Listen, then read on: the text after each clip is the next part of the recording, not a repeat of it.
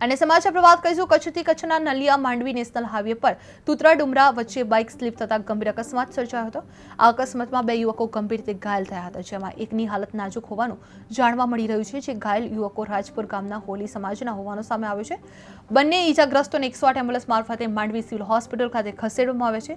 આ સ્થાનિક આગેવાનો દ્વારા તાત્કાલિક મદદ પહોંચાડવામાં આવી હતી અને હાલ સારવાર પણ ચાલુ છે। જે નલિયા માંડવી હાઈવે પર ગમખ્વાર અકસ્માત સર્જાયો છે, જેમાં બાઇક સ્લીપ થતા બે લોકો ઘાયલ બન્યા છે, જેમાં એક યુવકની હાલત હજુ બી નાજુક છે, જે 108 દ્વારા હોસ્પિટલ ખાતે ખસેડવામાં આવી રહ્યા છે।